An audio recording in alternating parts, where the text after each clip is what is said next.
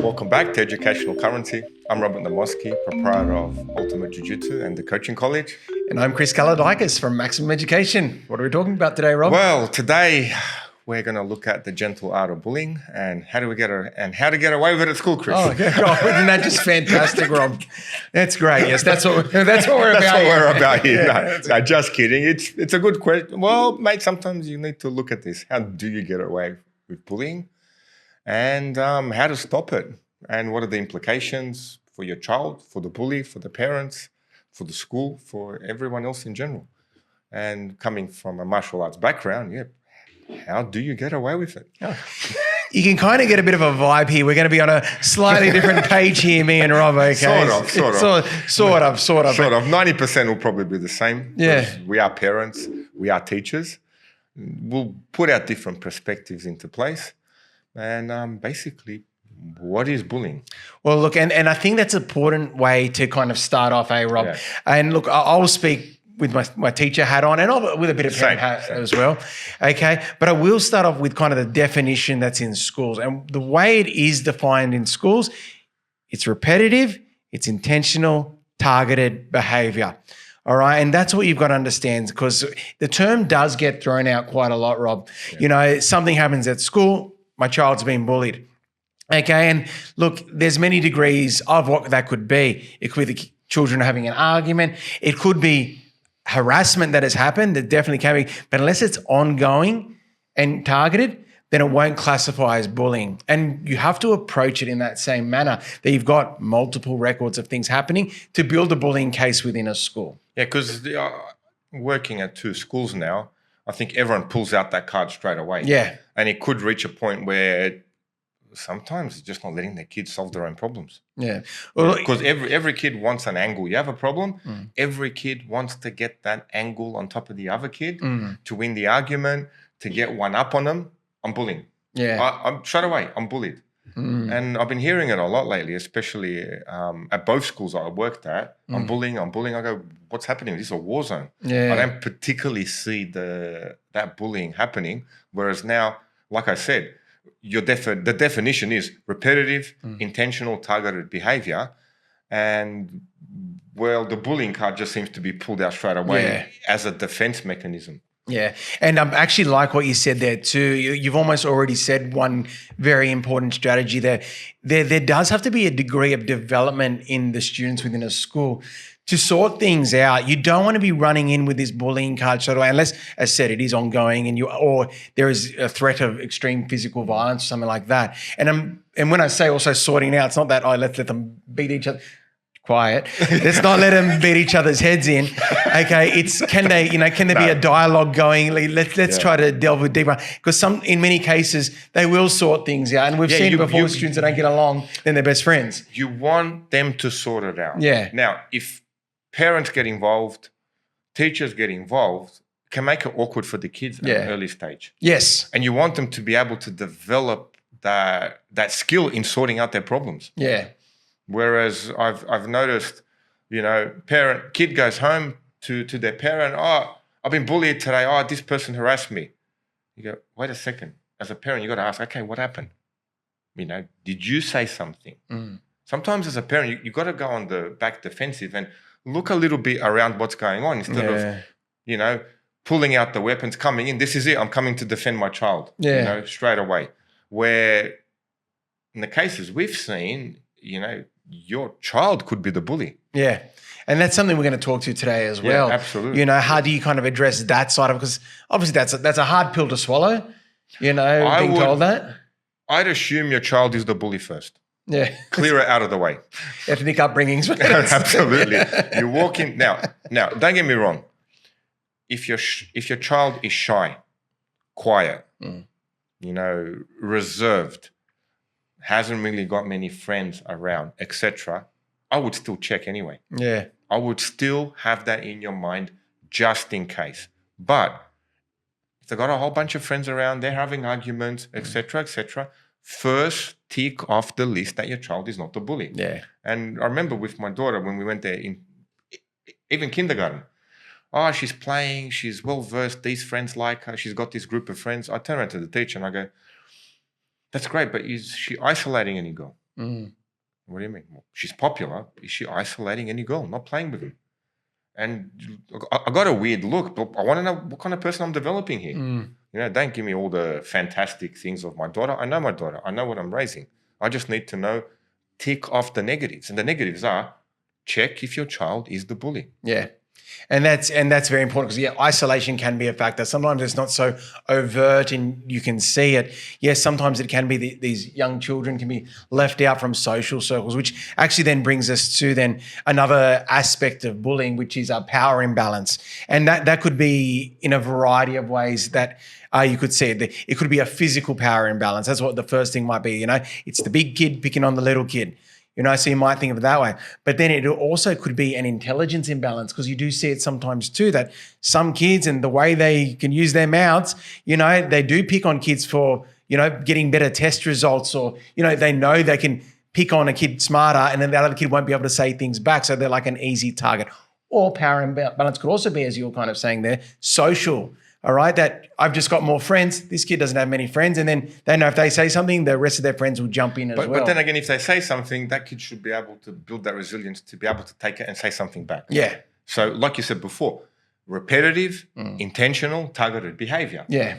Banter, saying stuff, having that little bit of a cringy moment when someone says something inappropriate to you that may hurt your feelings isn't bullying. Yeah. Yeah, you just got to sometimes face those facts, Yeah. And maybe as the parent hat goes on, talk your child through it. Yeah. And it's funny too because, you got me thinking as well because like the way teenagers interact too, sometimes they say things to other students and like they're figuring themselves out socially. And sometimes it might not actually be they're even trying to harass the other students just to see what kind of response is. That's how they interact with their friends. And then they're just interacting with this other person as they're trying to get them to know them. And your child could be like, they don't understand that, And so sometimes it's just a confusion on the social level. Yeah, but boy, I know boys in particular do that. You have a bunch of friends, you tease this person. Yeah. Then all of a sudden, it's funny. That person may or may not take it. Then they tease that person. Yeah. That person may or take it. Then when they tease you, you're bullied. Yeah.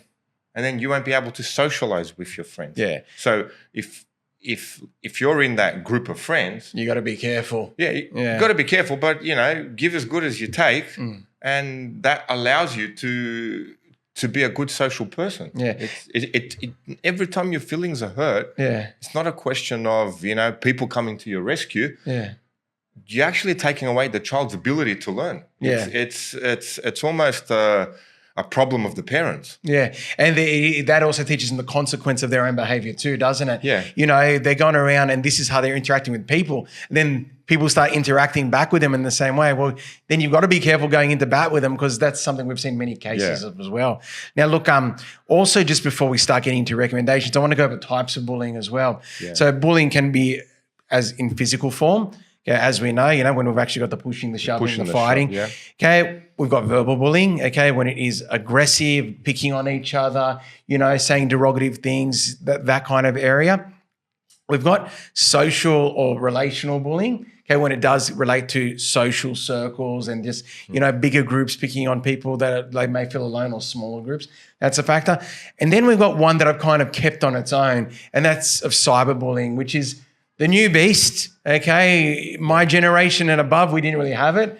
And it's quite powerful because it's 24/7 and also has a dynamic related to technology. And sometimes your battles with your children in relation to technology is so they can maintain social status through technology and avoid being bullied or outcast.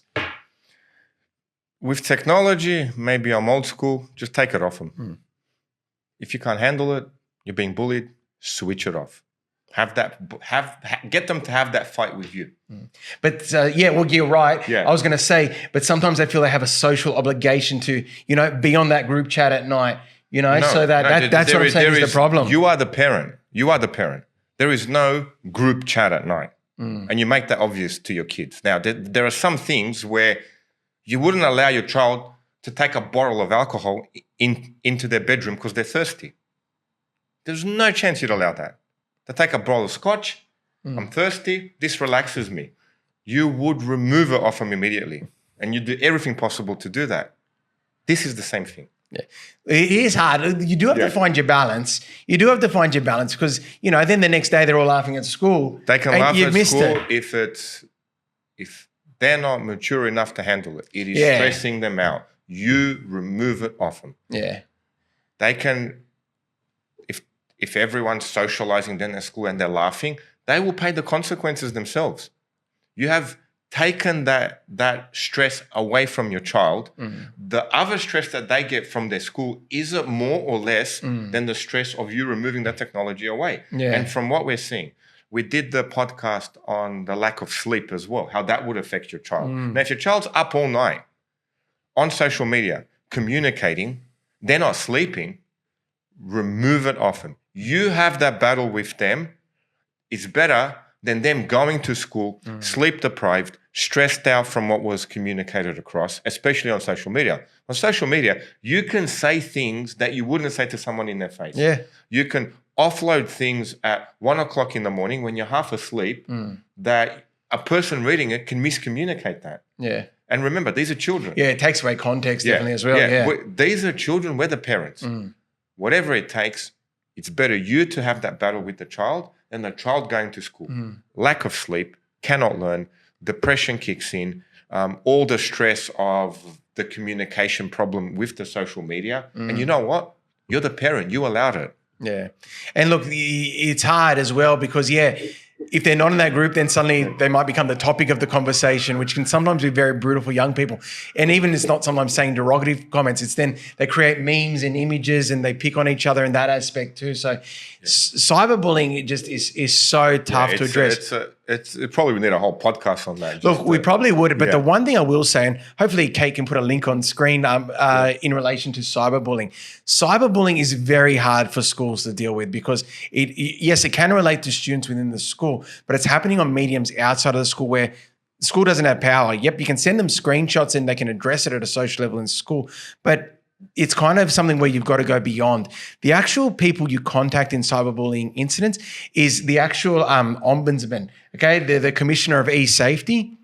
Hey, that's who you contact in relation to cyberbullying incidents. And then they can actually chase things up. So if you ever are worried, I want to be at the forefront with our recommendations. Yeah. The commissioner for e-safety is your go-to, okay? And they usually, help start developing a case. And obviously, pressure that's beyond the school. Schools are not policing systems. Okay, we can't enforce things that happen outside of school. So that is your avenue to go to. Get on it quick because obviously if it does become something that is reoccurring and ongoing bullying, well, they can continue to build that case and address it in a more formal aspect. I would still recommend remove those electronic devices. Oh, of course, going that with it. It's a hard thing, Now, obviously, thank God there is the ombudsman. Now, the New South Wales, the Parliament is going to pass a law. Certain social media sites won't be allowed to kids, etc. But again, I did it to my daughter just the other week. Snapchat have a stream where you can snap away, and you got to create a stream with a friend. You got to keep snapping to keep that stream. Yeah. Friday, she's stressed out. I told her, hey, just put the phone away. We're talking. I got to keep that stream snap. Yeah. Phone was done. Yeah. Phone was taken away. I'll give it back to you. But I've lost my stream snap. Yeah, you have. Yeah. The question is, will I give you the phone back? Yeah. And she went quiet. She forgot about it. Man, she was a kid again. Yeah. She was a kid again. Yeah. And you're going, great, okay. I removed that stress away from her. Now, we're not talking to mature adults where you're going to have a nice conversation. You are going to convince them that it's a bad thing for them and they shouldn't. And you leave them with their electronic devices in their bedroom. Yeah. I mean, you're the parent. Yeah. From young, I still believe that you are the parent. You are letting them with that electronic device in their bedroom. Yeah. And if there are other issues there where you can't seek professional help immediately, do not leave it. If you believe that removing that electronic device will cause so much harm to your child, you need professional help. You just sometimes, you just got to accept what is Yeah. and then deal with it properly. Yeah.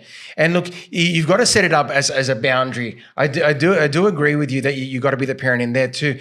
But also, this is how this generation socializes. Like, we went to our friends' houses. Yeah, that Snapchat, I don't even know what it's called that you're talking about. Monday she got a phone back, she can Snapchat again. Yeah. No problem. But then she realizes if this gets out of hand, it is removed. Yeah. So it's how you handle it. Yeah. So you do definitely have to monitor it there too. But it is strange that we've got to see that it can be detrimental to them emotionally, not just socially in relation to bullying too, because that is how they interact. That is their social interaction. They're not ringing their friends on the phone. They probably don't see each other as much face to face after school as our generations did. Yeah, but you can socially interact at 6, 7 o'clock. Yeah. You'll see your friend again tomorrow. Yeah, well, that's right. And that always would have been the cutoff, even for our generation too. There's always a point. I'd still truly believe you are the parent. Yeah. You wouldn't allow your child with a bottle of scotch in their bedroom if they're thirsty. No. You would kick and scream that door down. Yeah, 100%. You wouldn't even compromise on that. Yeah. This could be just as dangerous. Yeah. Well, look, that brings us to now our first point on supporting, students who may be bullied within schools. And the first one is open communication, which is just as you've been telling us about with your daughter. You've got to talk through things. So it is a challenging time. Obviously, when children are in younger year groups in primary school, they divulge a bit more. But then, when they're in the teenage years, obviously to their parents, they regress a bit more. All right, you get a bit more quiet, you don't know what's going on. So do try to keep open communication with your children, even if they're only giving you a little bit. Okay, keep that dialogue going so you can kind of see what's going. And remember to kind of follow up on incidents. So if they didn't mention that something happened with a friend, let's just say something happened with a friend, keep the conversation kind of going on that, because it could be minor, it could be major. We don't know. I like to keep the conversation going with my children just to get to, have that communication. Yeah. Whether it's bullying or not, or she is trying to resolve an issue with a friend. Yeah. I help them through that issue. Yeah. It's not everything gets pulled into a bullying card. Yeah. So I try and slowly, we talk about a problem she's having. Okay, I give her my opinion. She may take it, she may not take it. There is a certain autonomy to her life. Yeah. Even though at this point she's 13 years old. Yeah. She can still make decisions with her friends, etc. But when she does feel threatened, that's a different scenario that I look at. You know, in my case, could be a bit extreme. Feeling threatened means you need to go to a teacher. Yeah. Straight away. And it's almost like that teacher needs to know what's going on. And this is I'll put my parent hat on, maybe martial arts instructor's hat on. I'm scared.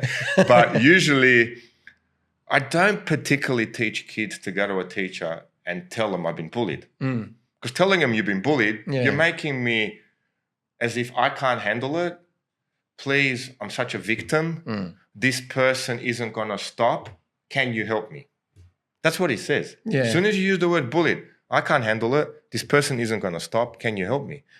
I particularly teach the kids, you go to one teacher, the teacher you believe is in charge of the group or your year, etc. And you tell them, look, this person is harassing me. They are not stopping. Can you please talk to them? I know what the school policy is on physical contact.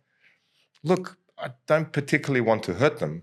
Can you have a chat? And harassment is the better word when it is in its initial stages. If you go to a teacher and tell them, look, I don't particularly want to hurt them, can you have a chat to them? So that changes your mental state as the student. Yeah. You're not sitting there, I've been bullied, it's going to happen again, the person comes again. The teacher all of a sudden is like, oh, wait a second, this kid is telling me he's being harassed and they're going to hurt them. Yeah. Well, this is the school policy. I'm letting you know. Yeah. Can you please talk to them? I'll respond to that one in twofold, okay? So what would I think rocket sets my head when I was saying that one. If a kid came to you, Chris, and went, sir, look, year 9, such and such threw the ball at me. Look, I didn't do anything. They're saying stuff to me. I said stuff back. They pushed me. Look, I know the school's got a no hands policy. Look, I don't want to hurt them. can you please speak to them? Yeah. I will speak to them, Yes. okay? But it's a different case of, I've been bullied, so look, they've been harassing me. Straight away in your brain, it goes, wait a second, this kid is serious. Yeah. They're bringing it on. Like, if you're not going to deal with this, I'm going to have to, things are going to happen. Yeah. Well, the first thing I would say to you saying that to me is if you lay hands on that other kid, you'll be suspended, regardless of what that kid's been doing to you. Sir, I know. I'm letting you know. Can you please, for their own safety, let them know? And I'll say I will say for your parents' sake, do not touch that kid. I'm trying not to, very hard. Okay. All right. But I will speak to the other child, okay? And look, whatever it is that you're using a ball scenario there. But degrees, if it is kind of getting to that point where, okay, it's ongoing harassment, and it is fulfilling what we mentioned earlier, well, you know what? I do have to intervene. I would have to address it with that student. If I didn't feel like I was going to get anywhere with that student after having a conversation with them, I'd call their parents and be like, look, this incident has happened at school, and I would let the parents know. And now, we'll get to a bit later on what happens when someone calls you about your child being a bully. Yeah. But I would put a support, and schools also make records of incidents. So if there was an incident that, it looked like it was serious, we'd put it on the school database. Now, if the child feels like their voice wasn't heard, next step to encourage is parents contact the school. All right? Because you want to make sure that if it is serious, a paper trail is starting. Still, I'm going to put it out there that if it does lead to a physical altercation and hands happen between students, they will both be suspended. No. We have to be firm on that. We can't have fights in schools. Both deserve to be suspended. Yeah. But looking at the mental state of your child first. Yeah. Now, we do, as we do as parents. Now, in a situation where, you're clear that your child is not the bully. Can you ever be truly clear? No, you need to be certain your child is not the bully. They're not the one instigating it. And if your child is the bully, well, there are consequences. How do you check if your child checks to see if your child is not the bully? Okay, they've got a good circle of friends. They're quite popular. Okay. With their circle of friends, they seem to have another circle of friends they're having problems with. Is it really bullying? Or is it boys harassing each other in the playground, etc.? There are things you need to check off as a parent. Now, if it does get physical, for example, what I teach the kids, kid comes along, pushes you, shoves you, mate, straight to the teacher. Good answer. Good answer. Straight to the teacher. Sir, he's physically pushed me. I can't handle this again. I'm really going to hurt them. I'll be suspended. You call the ambulance. Now. No pressure. No pressure. I've been pushed. I've moved away. That puts you mentally in a state of, I'm not the victim here. Because the problem is, you've been pushed. That kid, I was just a push, sir, mucks around, sees you in the playground. You're anticipating that second push. You're always nervous in the playground. Okay, is this going to happen again? This person's going to come assault me again. They're not assaulting me. They're grinning at me. They're throwing insults at me. Okay, I've spoken to sir. That kid still ain't stopping. Every day you're walking into the playground with anxiety. This may sound harsh. You're better just fighting them and getting suspended. Nah. Look, there's something for your own, for your own personal thing. No. It was an incident when I was a casual teacher. First time around, no problem. Okay. I took an art class as a casual teacher. It was quiet. Yeah. Absolutely quiet. Nothing moved and everyone was doing their work. I didn't see it. This kid jumped across the table, smacked another kid over the head with Rexona can. Yeah. Absolutely nailed him, and they both started fighting. I screamed them. I sat them both on the wall. Yeah. Called the year coordinator in. These 3 kids were harassing this one kid. The 3 kids at the back, I didn't see because the class were quiet, were harassing him in the playground. They threw deodorant can in class, hit him at the back of the head. The kid that threw the deodorant can wasn't the kid this kid attacked. This kid attacked another kid. He didn't know who it was. He just jumped at them all angry, eyes firing, swinging that deodorant can. They both roughed each other up. I'm sure they were both suspended. Those 3 kids will never harass that one kid again. No. Has it happened? Yes. Okay. A few things I'm going to say now. Go. Few things. This is what happened in class. And I went, okay. with the child that you're kind of representing, the kid that says, if things aren't sorted, I'm going to take it in my own hands. No, but you don't take it in your own hands. But if but that kind of kid isn't the traditional victim in a bullying situation. Yeah. That's the kind of student that usually can give it as much as they can take it. That's how I usually can interpret that one. Yeah. They usually can look after themselves. The more traditional victim style, bullies know who to usually, and once again, we're talking about the traditional type of bully. They know to go for the quieter kid or the kid that looks like they can't defend themselves. There's my thing again. We have to check that your child is that quiet kid. Yeah, well, that's hard. That kid that can't defend themselves. But then you reach a point where it can be a problem because the school, technically, what does it take to completely suspend the kid out of the school completely? Well, you're talking an expulsion. An expulsion. Really, in this day and age, the only thing that can get a child suspended from a school, if they are a WH&S danger to other students at the school, which can be physical violence. Yeah. Okay, physical violence does fall under that category, like, in that brutality, okay? Or they're doing other things that make the school a dangerous environment for others. That's super extreme. Yeah, and you have to have almost multiple incidents of it to prove that it's a thing. That's hard. Okay? With your scenario as well of what happened in that art class, that is so common too, and another reason we can't encourage kids to fight. No, don't fight. Because things like that do happen. The kid that gets hit in the back of the head with something doesn't know who it was, and they nail the wrong kid. And he did nail the wrong kid. But and that is not a one-off. It happens. In that case, all those three were instigated, and you could see all three became nervous. Yeah. But sometimes it's not even those three. They hit the fourth kid that had nothing to do with it because they all three of them point at the other kid. Yeah. So that's what happens. Okay, so never encourage it. You're a student listening. You do not lay hands on anyone. You never have a justification to hit anyone else in your school. Okay, it's a safe place. You're suspended immediately. Yeah. But on the other hand, don't feel that, okay, I'm about to be assaulted. I'm about to be assaulted. Yeah. Okay, I walk into the playground. Okay, I've got that tension, that anxiety because such and such are aggressive towards me, passively aggressive towards me. Now, here's the problem. Not that teachers don't want to fix it. Teachers want to fix it. As a teacher, I really want to stop this in its tracks. But if one child is adamant on harassing another child, we can talk to him. We can bring the parents in. Parents sit, we have a chat, this, that, put the kid on a monitoring card, etc., and most of the time it works. Yeah. As soon as you stick them on that monitoring card, they have to sign it, this and that, suspend them out, etc. Okay, hopefully it works.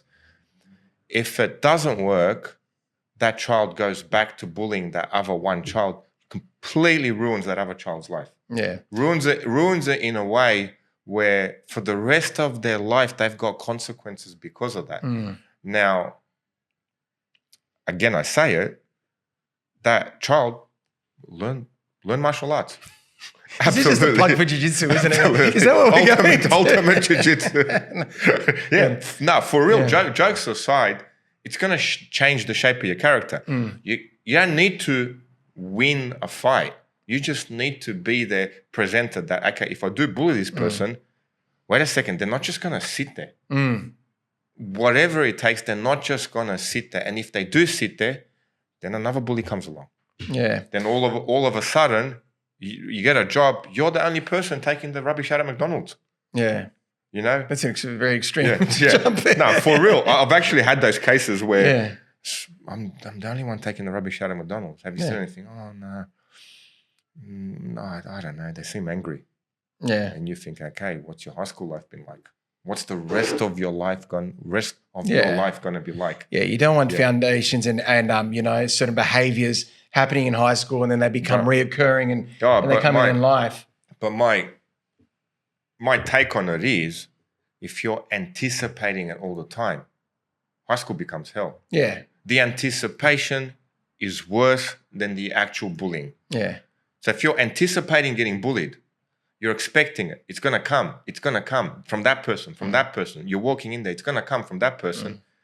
Without you reacting or being assertive to that problem, that's going to break you emotionally. Yeah. It'll absolutely break you emotionally. Yeah. So even just walking over to the teacher again and telling them, look, it is going to get physical. please deal with this. At least in your mind, you're anticipating a reaction. That's something, I am physically going to do something. Yeah. Now, if being suspended is the case after that, then maybe for your own mental health, take the suspension. And when you come to school as a parent, apologize. Never come blazing down, I'm coming here to protect my child. That was standing up for themselves. It gets you nowhere. Yeah. You've touched on a number of things, Rob. I'm going to get hammered by Chris now. Going back to I'll start off with my recommendation first. Okay. My recommendation. Okay. I want to say, look, going back to tell the school. If you're a parent, you tell the school. Reason being, it's very rare for a bully just to be bullying one kid. If they're that way inclined, they're probably making a few kids grief. And that's actually something I want to say. If you feel like you are someone being bullied at school, you're not alone. All right. This same person is probably picking on a few people. So get the parents to contact school. So like I said, it's about creating a paper trail for a school so they can see an ongoing pattern. And even if the ongoing pattern is not just towards your child, but then they start saying, well, 3 kids have made reports over this past week. And I have had incidents like that happen. And then when something did happen and the kid who was the bully, I contact their parents and like, no, he's being bullied. These kids do things to him. I go, well, no, I've got all these incidents and it's your son. That was the case. That data trail's there. So absolutely. So you got to have faith in the system. No, I got to really nail that one. But I did say, warn the teacher. Yeah. Look, don't warn the teacher because tell the teacher because you've got to be careful in an assertive way. Yeah. But you've got to be careful in developing a pattern in your own child too, with that mentality. And you obviously do teach discipline with jiu-jitsu too about when to use and when's the right time. What I teach in jiu-jitsu is someone pushes you, just stare at them, walk away. Just stare at them confidently. Yeah. Super confidently. Someone pushes you at school. Okay. You walk away and you give them a really cold stare. Yeah. This man, if it wasn't school, you absolutely flatten you now. If it wasn't in school. Right? I'm glad you made that part clear, okay? And you can do that. Yeah. And usually kids that are trained up, I've seen them, they don't prove anything. They're the quiet ones that sits in the classroom. Someone says something, gives them that stare, doesn't get involved, no problem. That person knows to say something at a distance if they hate them. They never physically come and confront them. Because if they do, there's always that, wait a second, what if this person does get angry? Yeah. So there is that sense of confidence with that. So I can't say for all, but most kids that do train, and I've seen them at our school, they're the quiet ones. Yeah. Well, that's it. Like I said, the discipline. Yeah. You don't want to be encouraging outside of school either. No. Because then it's the police's problem. No, I'm not saying I'm not saying chase them down. I mean, they just pushed you. Yeah. How bad was your situation for you to defend yourself? I mean, even in martial arts, you're playing in the playground. Yeah. Someone pushes you, they're angry. Yeah. Sweet. Okay. What's the problem? Yeah. But someone pushes you, they're angry, and you stepping in going, hey, what's the problem? Yeah. To someone pushing you and then you cowering away and you know what? Maybe I won't go to that playground where that kid is. Yeah. Maybe I won't try for that basketball kid. That kid's there as well. Yeah. Well, you're constantly checking to see, well, where is that kid now? And you're avoiding it. Either way, you have to confront it. There is no way out. That's that way. You have to confront it in an assertive way.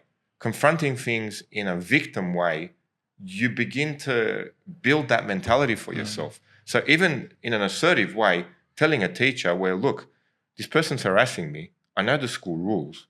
I don't want it to get physical. Can you please deal with it so it doesn't? And yourself are putting yourself in a mental state where, well, the teachers aren't always they're going to be there to protect you. At some point, if the person comes swinging at you, it's going to have to happen. Yeah. There's no way out. I mean, you can even walk down the street, you have an argument with someone. You get an AVO on them. Okay, police serve them with an AVO. Here it is. You're not allowed within 500 meters. That person comes now. Yeah. So you can both go, you can fight. You can technically both go to jail. But there's a certain sense of, okay, I'm not going to walk outside of my home and go, someone's going to come and hurt me now. And I'm going to walk outside of my home, now someone's going to come and hurt me now. You put an AVO on them. For the one reason only that if they do come, I've tried, I've put the AVO, I've done everything I can. It was their call. So it's just your own mental state of being assertive in life mentally gets you fight. And I'm not saying fight. If the person comes to hit you, say they're throwing punches at you, right? You have to fight. There's no way out. Get suspended. Like you cannot be physically assaulted by someone who can have a list of issues and not defend yourself back. I mean, if it means you're suspended, you're suspended. Then again, don't come to the school as the parent screaming, oh, but my son was only protecting themselves. Why are they suspended? You apologize. You take the suspension. You come back. You go back to the teacher. You go, look, please deal with them because next time I don't want to hurt them worse. Yeah. And it's just a mental state that you're in. It's a mental state more than an aggressive thing. But you're not the instigator. Again, back to parents, make sure your child is not the bully. Yeah. And usually if you're coming and kicking and screaming at the school as a parent, 9 out of 10 times, your child is the bully. Yeah. From what we've seen. It can be that way. Yeah. What I was going to say, just on that note, just two things to point out too, okay? Yes. With the intimidating thing. The first thing you got to be careful because like you said, you don't know what the bully's angle is and there could be a mountain of issues. Sometimes they're trying to get a rise to provoke that violence. So you've got to be careful there. Now, violence is person pushed you, you've walked away. Yeah. You know, warn the teacher. Go, look, this is happening. Yeah. Pushes you again, you've walked away. Warn the teacher, person's happening. Okay. Then they're not stopping now. It's more than a push. Yeah. Now they realize, okay, they're swinging at me. Yeah. You know, well. Yeah, well, hopefully it doesn't get to that point. But we're talking we're at very good schools. Yeah. So we have previously when I used to work at there, it is a phenomenal school. The school I'm at now as well, there are policies in place where, well-being, layers of well-being that can deal with things. There are schools where that doesn't exist. Yeah. There are rougher schools where, I've heard stories at public schools where, kids have been physically assaulted. Then that child can't be expelled because they have a right to an education. That child is back at the school. Yeah. So there is tough situations. Yeah. So in those tough situations, unfortunately, require for you to fight them. There is no way out. Yeah. But in that situation. You got to, and look, I'm glad you're clarifying that because that's the other thing you got to be careful because we are talking about, in many cases, teenagers and look, also with the teenagers too. Yeah. They've got to gauge it. It can't just be like, I feel threatened, let's lay hands. No, you start laying hands first. But you've gone through all the channels. You've warned the teacher. You've gone back. Same teacher. Keep at that same teacher, especially if you're at a more, say your school's a little bit rougher, there seems to be a lot of fights going on. People seem to be physically assaulted. And then you can go back to that same teacher after the incident occurs and go, well, this is what's happened. And that teacher more likely will be like, they've got a history as well, a written history of you. Records. Records of, okay, this and this has happened. And you know what? If you're suspended, great. Go to your teachers at school. Get the homework off them. Miss, sir, look, I'm sorry I got into a fight. These things happen. I got suspended. Can you give me the work that I need to catch up on, etc.? Everyone will look at you differently. Yeah. Absolutely. But in a well-run school that's well-funded, people are paying money to go, man, like I said, previously when I worked at the school, layers of well-being. Okay. The school I'm working at now, it's a small school. It's all hands-on. Eyes are everywhere. Again, you get layers of well-being. But we have to face the reality of, more public schools, people of a lower socioeconomic status, things can get a lot rougher. I mean, this is the reality for some kids. You could be going into a war zone. So, well, ultimate jiu-jitsu. That's the way. Come down. Yeah. Or any sort of martial art. Having that confidence to a bully where they know that physical, if it does get physical, you will get physical. And there's a possibility that bully is going to get hurt. There is a statistical higher chance it will not get physical. Yeah. And look, you're right in saying that, you've got to usually a student that presents themselves as, capable of looking after themselves, they're going to unlikely be the bully, as I said earlier. But as you said too, if you go to training, well, you're most likely will be in that situation. And I will get to supports in a second. I believe physical bullying isn't the worst type of bullying either. So, Rob, what happens when it's more the social, emotional, verbal style? Because I think that can be more brutal. Yeah, social, emotional, verbal. Okay. This is when it's a lot of communication between the parent and the child. Like, it's almost one of those things. It's not easy. It's very hard. It takes long communications with your child to steer them in a way that they can learn to deal with it. Because if it's social and emotional, you're coming to your child's rescue every time. Okay, again, you're coming to your child's rescue every time. Okay. Yes, if you feel it's getting out of hand, you have to. But do have those communication stages beforehand where you're trying to get your child to steer through that. And there are situations where I know from firsthand, from the tuition center, from the martial arts center, where these are capable, especially I've noticed them more with girls. These are capable girls, good-looking, strong, fit girls, where there's a bunch of other girls that really harassed them quite viciously in an undermining sort of way. And the people that are harassing them are the intelligent ones, the ones that are getting the marks. They're nice to the teachers, but then the principal was quite weak in her approach and allowed it. And I won't mention schools, but there were situations where they left the school, they went somewhere else, and they were a lot happier. So if the situation is happening where you've spoken with your child, okay, you're trying to deal around it, you're trying to build that resilience, but if you reach a point where, okay, sit with the principal, and I know it was a close family friend where it was a case of, oh, sorry, if the school doesn't fit your mold, you can leave. So, and this girl was super fit, super strong. She could have flattened those other girls viciously. Like you can't respond like that. But you can't respond. It was in an all-girls school, but they were obviously jealous of her. Jealous of her physicality, jealous of her looks, etc. Which can be the case with either gender, and sometimes that does bring on bullying and isolation. And my relative's mum, I won't mention names, she's an actual teacher as well. And her own response was, well, sorry, this is the school. This is, it may not be a fit for you. And it's a case of an individual case-by-case base, but it's that communication with your child. There's a certain point where, is it bullying? Okay, maybe not. You talk it over with your child, that sort of, underslight bullying, and maybe a good, hard reaction could be a good response. Because these people, if you reach a point, God forbid with my children, where it's like, okay, it's reached a point where if that social, emotional bullying, it's getting too much out of hand, give them a physical response. Get suspended. Well, there has to be something. Always bring it back to traditional fists. No, not traditional fists, but man, I'm sorry. There's been a record. We've tried. Yeah. And you know what? Go to the school and then apologize.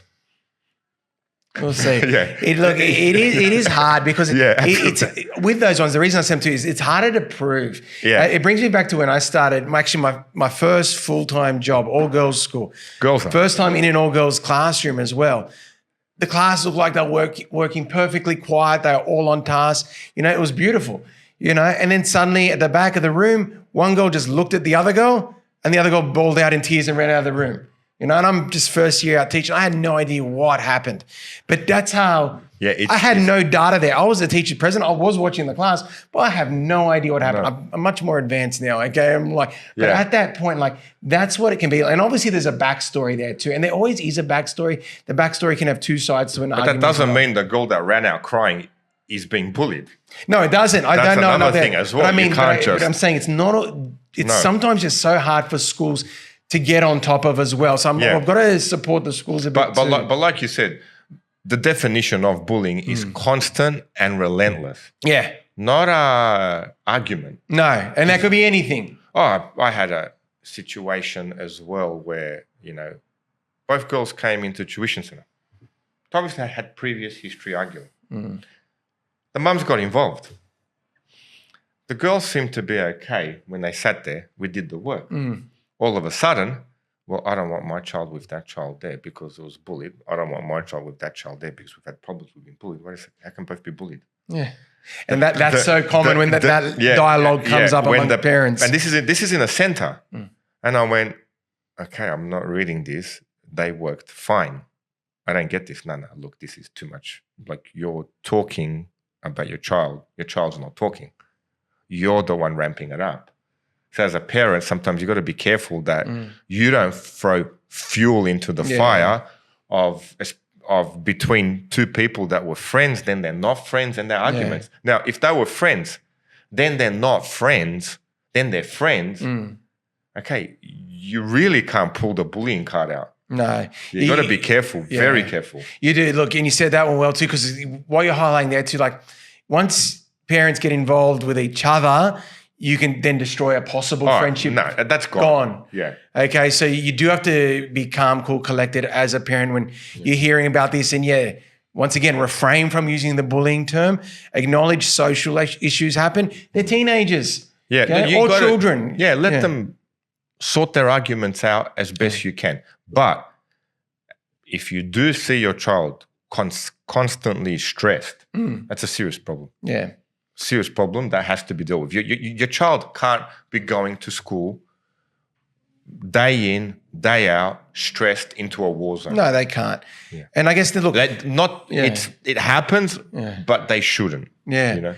And look, we've mentioned obviously martial arts training as a support, and not even just for being something to, protect yourself, but also good just for the development and confidence and all that. Other supports I'd recommend too, because it mightn't be for everyone, but there's nothing wrong with counselling, especially in high schools. There is a plethora of issues that could be in the bully or in your own child that are creating this situation.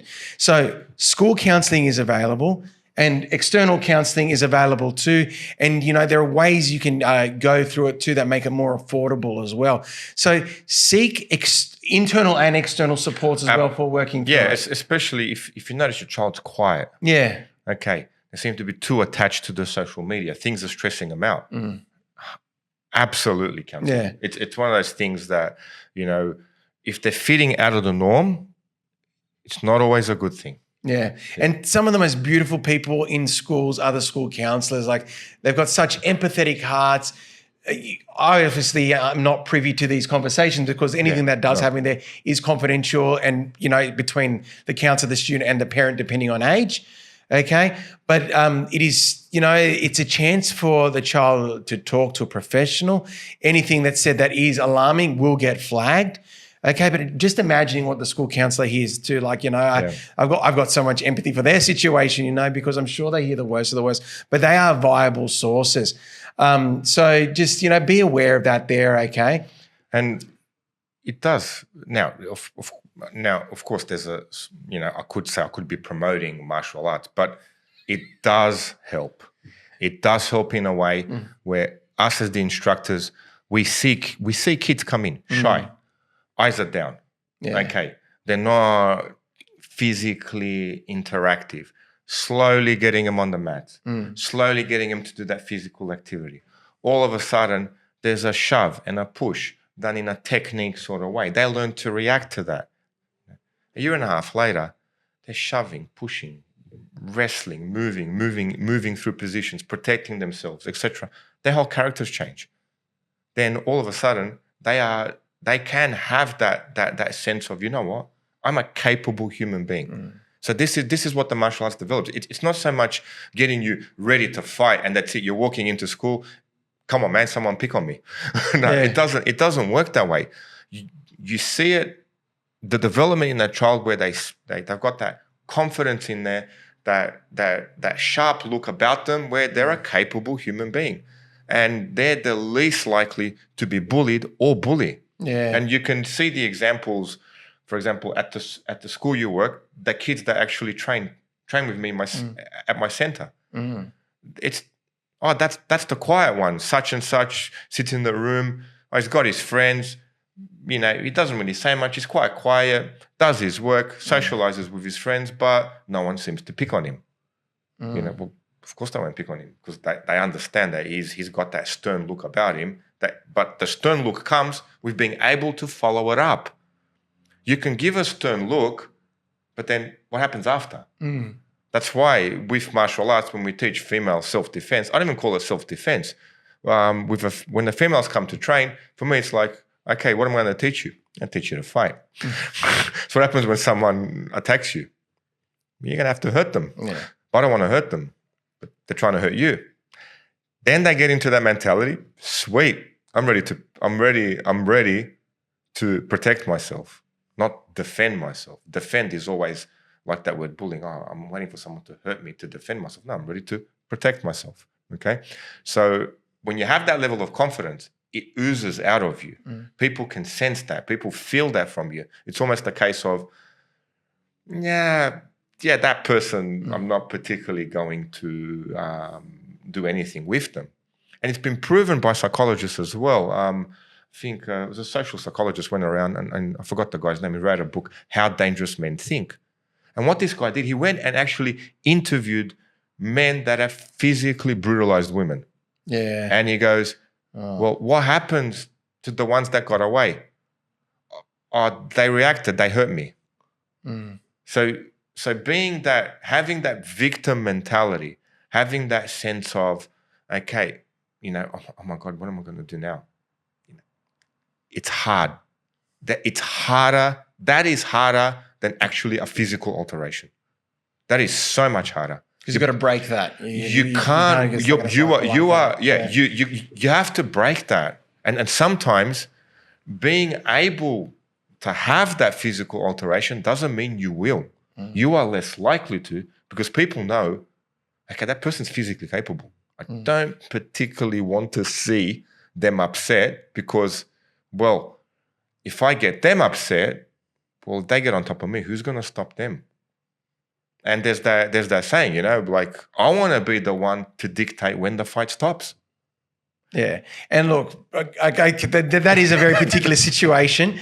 And look, I think one of the things as well, I do want to tangent off with from the jiu-jitsu too, especially as a parent. And once again, if you've got more of a victim style child, whatever it does take to build confidence. And look, some people don't like physicality. Like, I am one of them, and you know, hence my stance and all that. Too. Yeah, you know. So even if it is just team sports to build confidence, or you know, some sort of group activity that also encourages socialization. This is where I disagree. I've had situations where they've taken them to team sports, this and that. Oh, my son's getting bullied. What am I going to do? Bring him to training. Oh, he's been playing soccer. Run away. He's fit. Go. You know. Nothing is like martial arts. Yeah, you just cannot replicate. But that. But it mightn't be for everyone's preferences. What I'm saying, like, I'm saying it's great. I am saying it's great. I know. But if it's in life, you have to come to terms with physical alterations. But there's many ways around it. Dialogue can get you out of it, as you've said. No. Do the dialogue. Walk away. What's the final argument? Physical alteration. Your dialogue and walking away is better done when you have that physical alteration in the back pocket. When they realize that, wait, this person is really gonna get vicious and violent with me. Having that as an option that you're not gonna take, but it's there for me. It's like countries that have nuclear weapons. You never want to use them, but it's ready. But what about on that note? What if they've got a weapon? Then two people with martial arts, if they're fighting, being able to physically take care of yourself changes your character. And with that, the student sitting in class, I know I had a homeroom where actually one of the children I did train, he was the quiet one sitting there. Yeah. And the other kids that were more naughty, this and that, were jumping around. He'd just go, yeah. And then one of them would turn around to me and go, do you think I can take such and such on? And as a joke, because I knew I'm training, I go, look, there's less painful ways of suicide. Sit. And it was a joke. Everyone had a laugh, etc., etc. But he didn't say anything. Yeah. He just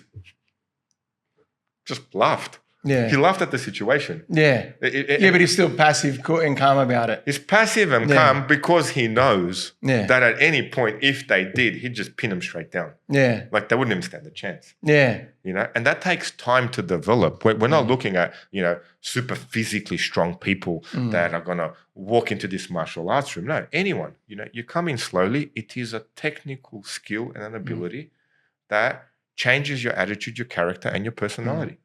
Yeah. And look, I think as well, look, in that it's the confidence is the key. And I think absolutely. What if your child is someone who you might think is, you know, of a softer character or might be experiencing, not just that, but anything that builds their confidence, you know, like I said, because we do hear all these situations outside of school, you know, and we have mentioned many that have happened, you know, beyond school. Well, you know, if we can calm down, we've got to address violence is not an option in school, so that they don't become those people outside of school that cause trouble. Because usually from what I've seen at school, the violent kids, I mean, there's other things in their lives.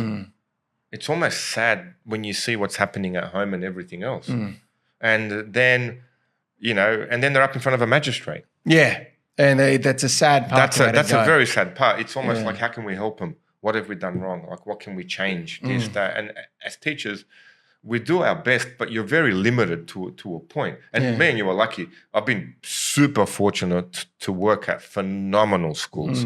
You know, the one I used to work at and the one I'm at now, I mean, it is a very caring place. Yeah. You know, it's all hands-on. All well-being is hands-on, you know. The situations we're dealing with, they seem even minor and trivial. Yeah. They are stressful to the students and the teachers, but in the scope of things, of what I'm hearing from, say, more public schools, you look at it and go, okay, you know, this is a very, very good place to bring your kid to work and et cetera, you know.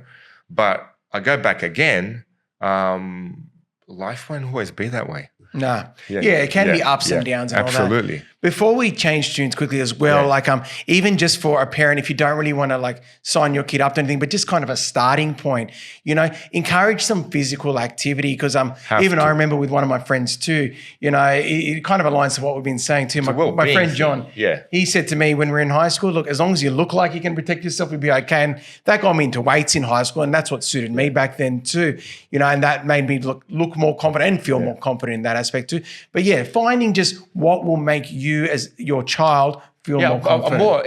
Even just, you know, socializing. Yeah, well, that's it. Yeah, that's right. Socializing is more confident. Yeah. You know? Yeah, so build up in that way. But if you haven't got a good group of friends at school, school is a place where, okay, you don't want to change them from school. It seems to be okay.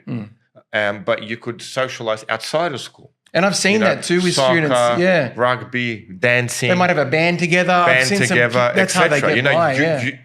Life isn't all just at school. And that's an important thing to show too, because that can sometimes be the pressure of when you are a victim of bullying that everyone hates me. But when you've got like social groups outside of school, like, you know, your soccer team, your martial arts group, your band, your music group, like all of that, then that shows them the world is bigger than school too. But if school is becoming too stressful, it is a fight. The whole time it's a battle. The school is not dealing with it. Change schools. Yeah, well, that hopefully change. It is your last resort. Yeah, I've seen it. We can't speak for all schools, eh? I'll look. I've been very fortunate with the two schools I'm at, and I've seen schools where people do pay money, and I've had many situations where you go, "What do you mean the school didn't deal with it properly?" Not just one, many situations, and the students have changed schools and are very happy. Yeah, are very happy, and this is one of the things where, as a parent, you know, if you feel that the school is not addressing it properly, you feel that, okay, your child is harassed, they're doing it in the undermining way where it's really stressing them out, you have spoken with your child, etc., man, change schools. Yeah. And every time in my experiences in the centre, from speaking to kids that have done that, they've been happier. That's actually a good recommendation on a few aspects too. Like we've had some family friends who've done it for that reason too, and you know we understand as well. But and that's why, because I was actually going to say, if you're, and this is our next part, our final part on what to do if your child is identified as a bully. sometimes that's a good thing to do. Once again, it was because check that first. Yeah, check that first. Because sometimes they might be involved with a group, and that group is encouraging them to do things that are not right, but they think that's how they're going to fit in.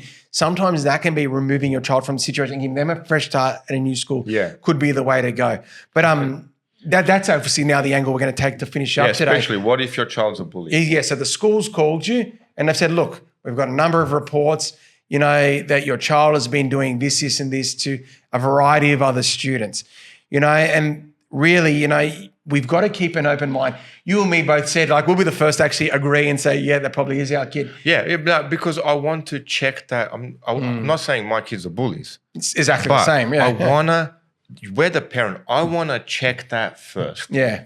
You want to just make sure and check that first, and always have it in the back of your head. What if? Yeah.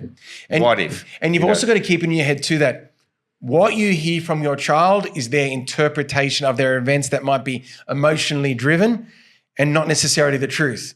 They say there's three sides to every story. Yeah. There's one side, the other side, and the truth. And is your child, we were just mucking around. Oh, wait, you were mucking around? And how did that make that other person feel? Yeah. Wait, you thought that was mucking around? Really? Yeah. Grind them down a bit. So at what point did you look at that other person's reaction as you were mucking around? Yeah. So now we have a serious situation. And serious situations need to be dealt with seriously. Yeah. So if you do realize your child's the bully, well, man, okay, what are your social group of friends? Yeah. Back to that social media. You're the parent. Yeah. You have to really come down on your child and actually change things. Yeah. You do have to, having those conversations are extremely supportive. I've said it a few times in relation to other topics, you got to show you're on the same page with the school. If they're calling, they're not calling without data. No. Okay. They know things. And then you're obviously coming from a parent aspect, and it could be difficult, especially if your child's in those teenage years and they are putting their walls up, but you want to look for potential sources, and there's many potential sources. There is social group we've mentioned. There could be family circumstances that are impacting, it's very common for children these days to be living between two houses, which is an unfortunate situation as well. And I know parents are trying to do their best on both fronts. It's hard. To support many levels. Look, it is very, very difficult, but do not come into the school blazing. Of course, you can't. Blazing. You cannot. You will not get the story. You will not help your child. No. And you will make it worse. There's never been a situation when a parent came into the school super angry, ready to fire everything along, and that's it. And if you are feeling that way, go to another school. Yeah. And there are situations where you are justified to feel that way. Yeah. I'm not saying, like I said, we've been fortunate enough with the places I've worked, but not every place is like that. Yeah. You're the parent to make that decision. So I would strongly recommend, if your child is a bully, you need to seriously look at their circle of friends. And don't assume that they're being influenced as well. Look at the case where your child may be doing the influencing. Yeah. It's I know it's a hard pill to swallow sometimes to realize this could be my child. But like I said, they're slowly in the development phase. Yeah. And so you got to always, look at that, tick off the worst case scenario and work your way down. Yeah. And it's usually I find for myself, and I've spoken to other people, it's the best way, because you are wary of your worst case scenario and just double check it. Yeah. And because if it is, the earlier you deal with it, the better. You can grab a child that could be a communication problem. They could be a slight speech impediment. They can't communicate properly. They're getting frustrated, so they're lashing out. Yeah. There could be other things there that you can start dealing with. Putting even the bully, putting him or her into a sport. Getting them into other positive social activities. That's something in Mean Girls, the same isn't as it? the victim. And she ends up going to hockey at the end, and it helps her deal with their aggression. So that actually is a very good one too. So what you do for a child that's been bullying and the bully, it's the same thing. Even martial arts will help a child that is a bully. You're going to double your intake now. Yeah, I know, it does. They can all sort it out on the mats. I know, we had a situation where they hated each other. One came training, the other one came training, and they both calmed down. We can calm one right down. We can build one up. So it does both.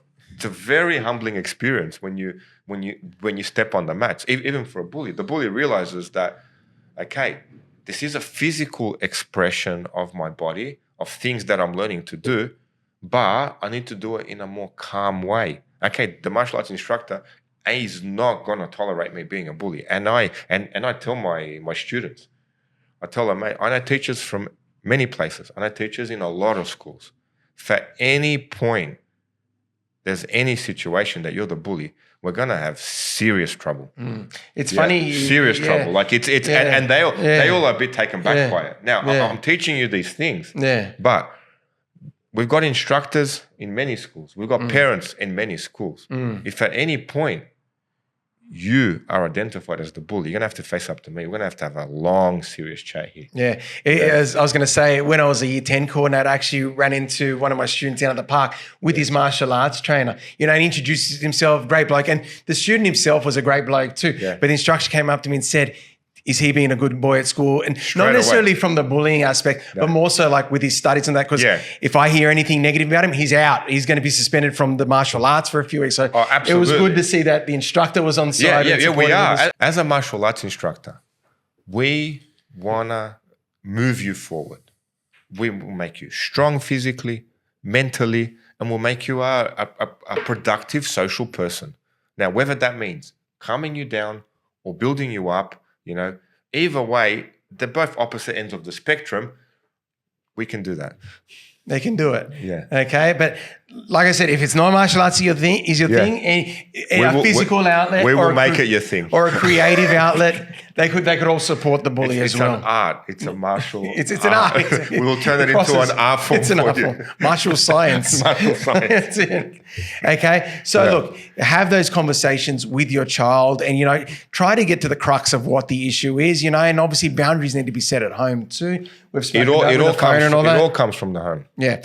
Work with the school, be on side. And even on that front too, you mentioned guns blazing. I've had instances, and not necessarily in relation to bullying, just sometimes when there's a disagreement with the school. Like the parents gotten such a negative attitude towards the school just by the school making a suggestion about behaviour. It actually ruined the students' opportunities at the school. Like then they had no faith in the system, but really we were just conveying information.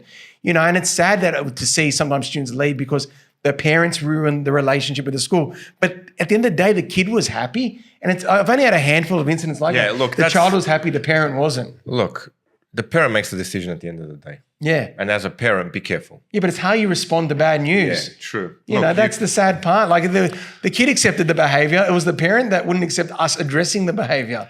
That's hard. Yeah. I've had situations like that in the tuition center. Yeah. Where, I really care for the children. I really want to get the information across.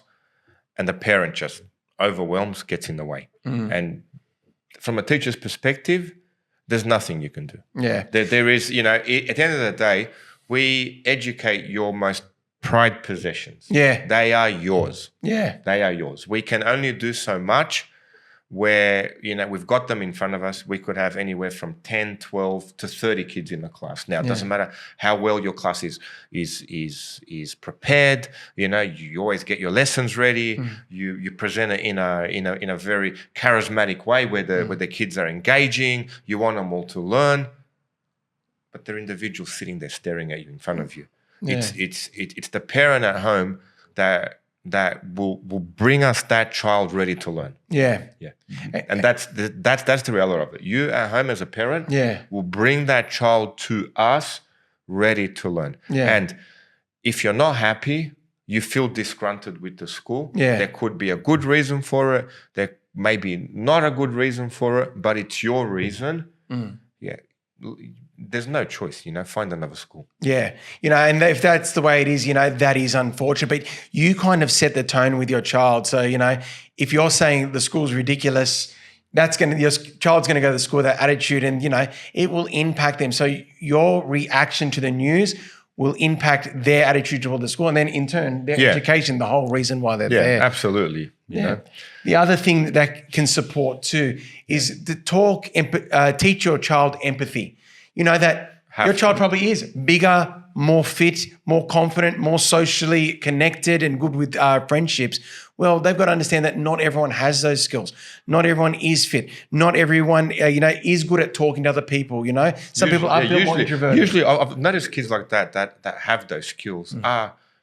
They have got that empathy. Yeah. They usually sit quietly, help the person next to them, etc. They usually get they're quite popular, and that popular isn't a case of I've just got my small group of friends that I'm going to terrorize everyone else with. People generally like them. Yeah. And if you are that kid, do reach out to that quiet kid in the corner. Yeah. Hi, how are you? Yeah. I know myself as a teacher. Okay, these kids are well adjusted. Okay, what's that quiet kid doing in the corner? Yeah. When they say, oh, you get to know the bad kids' names. I want to know the quiet kids' names. Yeah. And I make an effort for that. So in the classroom, it's a question of, okay, it doesn't really say much, doesn't answer the questions. Oh, how are you finding the work? Yeah. Do you understand that example? Do you want to quietly show you? It's all good. Yeah. Yes, sir. No problem. Yeah. Okay, good. Yeah. Okay. So it's that sort of nurturing, caring approach. Yeah. And that actual characteristic, that's how you know who your school leaders are. When you see that student who looks out for other students, then you've got a child that's on their way to leadership within the school and in life. Doors open. Yeah. The whole world opens their doors for you. Yeah, like that is such a good university professors, characteristic. companies, etc. Yeah. And this is our goal. I mean, these are the type of students we want to build. Yeah. And these are the type of, sons, daughters that you want. Yeah, so that is some behavior, instill that empathy because that is leadership skills in life. Look, just the final point I'll just mention, a bullying incident has come full circle, you've got the news and all that. What would you then encourage, to that child, everything's happened. We want to then talk about post-bullying, like, do you encourage your child to rectify it with that other student? I would debrief with the child and talk it out. Make sure you get a good debriefing with the child about the bullying. Yeah. And the bullying is over. Yeah. It's finished. Start a new slate. Yeah. So, having that caring, that nurturing factor, you think, okay, don't instigate anything. Yeah. Student says hello to you. You say hello back. Yeah. You smile back. There's no tit for tat. Yeah. Soon as you get into tit for tat, were you even bullied? Yeah. Yeah, well, that's it, eh? And then it's a two-way street. Yeah, that's a two-way street. I mean, come on, man. When do you become the victim and then the perpetrator? Yeah. Yeah. So even if this say a person who's bullied you, the systems come down on them really hard. Well, now you need to smile. Yeah. You need to be a good person. You need to show them your good side, No, the bullying is finished. Yeah. It's over. That person's on a monitoring card. Yeah. They've been, in a school that has all those layers, and most do. Okay, it's been put through the ringer. That person may or may not be, remorseful. Yeah. But either way, if you then give the attitude, then, well, man, were you even bullied? And are you the bully now? And then goes back again to saying, well, at what point, does the victim become the perpetrator? Yeah. But then again, goes back to our definition of bullying. At what point are they just trying to sort themselves out? Yeah. Or is it constant reoccurring targeted harassment? So that's another thing. I mean, I think the word bullying has just been thrown out there so much. It is too overused. Slight argument. You don't like something, I'm bullied. Yeah. I don't feel good. This is it. Why am I bullied? And then the reason why the students do that, because they get a reaction. Yeah. I say I'm bullied, teacher comes along, well, that person's bullying me. Now I know that person's going to get in trouble. I have one-upped you. Yeah. Yeah, and don't let it become a game like that either. And then it does become a game like that. I've seen it time and time again. Yeah. But someone who is constantly bullied may not even say something. Yeah. We've got to be careful as teachers to keep an eye on those quiet kids. Yeah, and look out for them. I had a situation where this kid was, his growth, he was little at the school we were working at. And they think it's funny. They lifted him up, turned him around, this, that. And they finished, they laughed. Little, kid laughed. And I went to the kids and went, how's that funny?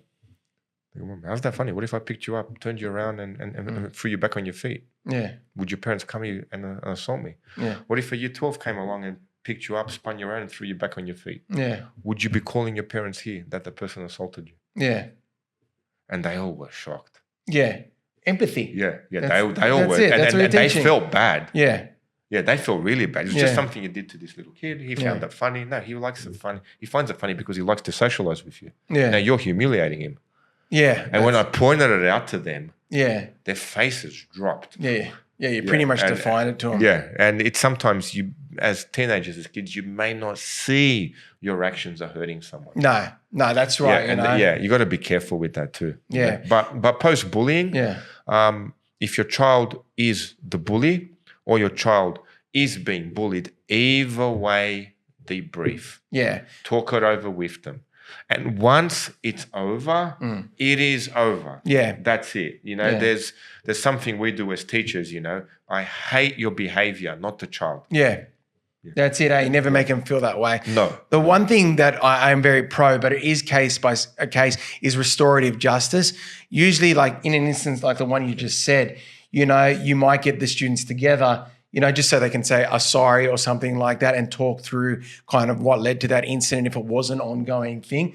But then I have had situations too where the victim's like, I just don't want to see that kid. Just keep us away from each other. And that's fair too. I know. If you've been tormented so much. Yeah. Now, that could really go bad. You've been That's tormented. case by case. Case by case. You've been tormented so much. Yeah. The person doing tormenting does everything possible to get the school off their back, but they're still at school. Yeah. Sees the person, walks off, and then makes a slight remark. Yeah.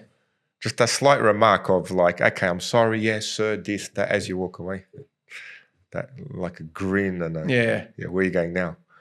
Walks off. That's where it is. Sometimes it's just looks and faces and we know it. But it is because, I'm playing the school system. Yeah. And now I'm sorry in front of you, this and that and everyone else. And yep, no problem. Yeah. And then there's just that little grin of like. Yeah, I know. You watch later. That's why you got to measure up. But like the scenario you said, that's when it's great. If a student goes, I don't want nothing to do with him. Yeah.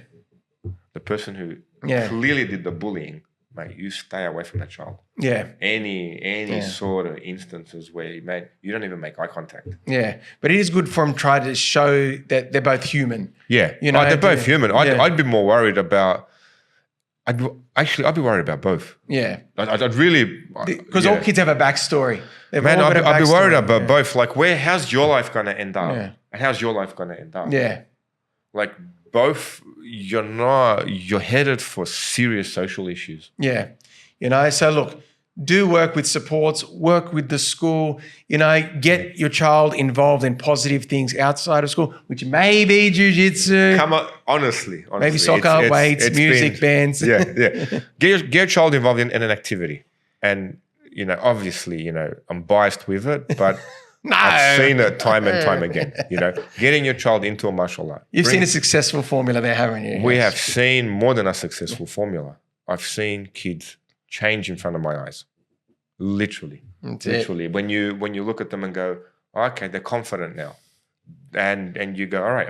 Even look up Kelly Slater, 6-time world champion. He basically says, before you do anything else, get your kids in jiu-jitsu. So that's a podcast topic maybe on its own. Okay. Yeah, if we can get Kelly Slater in, please come along, to our podcast and tell us the benefits, why you said that for jiu-jitsu. But please, we do care about your children really well, that you are sending us your most prized possessions. And either way, whether the child is the bully or child is the victim of the bullying, as a teacher, you want to fix both. We're not just here to label and we're not just here to come down on your child like a ton of bricks, or communities, or dismiss it. I can see the stress that it does give teachers. Yeah, it's not an easy thing doing your job, and it's usually like both kids. Yeah, and it's a stressful thing. I see the teachers at the new school I'm at, where, we're going to bring one on a podcast. She's the head of well-being for the whole school. Wow. We'd love to meet her. Oh, yeah. She'll be on in, a few more episodes. Yeah, good. And lovely lady, but it is a stressful job. Yeah. Yeah. Well-being's tough, man. Well-being's tough. on a teacher, for me, I'd say well-being is the hardest part of the profession. Yeah, it is hard, dealing with people, emotions, clashes between people, and then, yes, bullying incidences as well, and the consequences for it, heartbroken parents. It's all a part of that, but that's a whole nother topic, I think. Absolutely. No, we could do a whole well-being topic. I think we'll need to. Excellent. I think on that note, Rob. Okay, thank you very much for joining us again. I'm Chris Kalodakis, and I'm a pacifist. And I'm Robert Namoski. What am I? The ultimate jiu-jitsu master, mate. I don't know. I'm a human. I'm a human being and love the best for everyone, honestly. Okay. Thank you for joining us again. Please, if you like our podcast, subscribe, and do throw something in the comments. I'm sure with this topic, please, we'd love to hear your opinion. Put a poll on this one, Kate. Yeah, definitely. Please, Team Chris or Team Rob, mate? Team Chris or Team Rob, please give us your opinion. Feel free to put it in the comments. Thank you very much. See you guys. See you again. Bye. That wasn't too much. Trying to make it. That was a good one.